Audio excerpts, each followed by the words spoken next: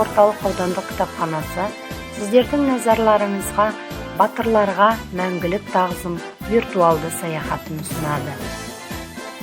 Дүниені дүр сілкіндірген Ұлы Отан соғысындағы жеңісті жақындатқан ата-апаларымыздың ерлік істері мәңгі өлмейді.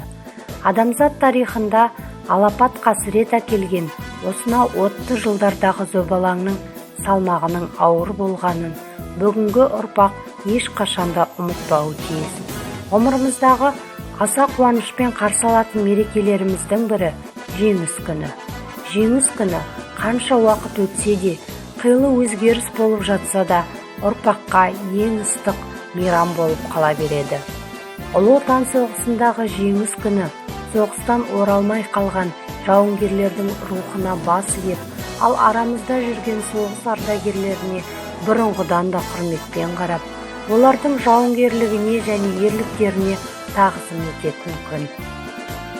Ер бақыты ел қолында, ел бақыты ерлер қолында деп батыр атамыз Бауыржан Момышұлы айтып кеткендей, ардагерлер Қазақстан халқына бейбітшілік, тыныштық, береке, бақыт орнатқан кісілер.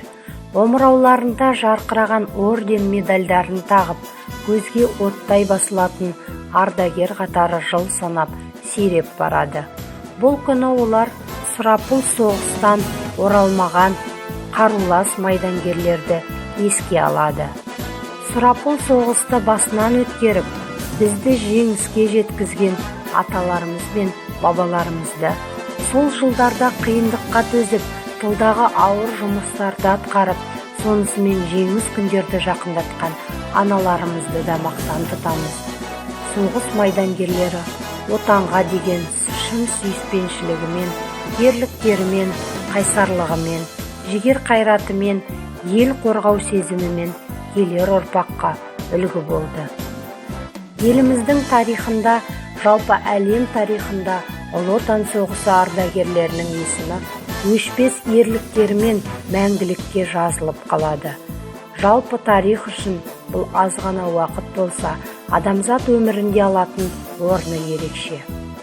Қан майдан, сұрапыл соғыс жылдарында отан үшін отқа түс күймейсің деген ұранмен шайқасқан, бүгінгі күні санаулы қалған ардагерлеріміздің ерліктеріне бас иіп, құрмет көрсету бүгінгі мен келер ұрпақтың өтелмес парызы.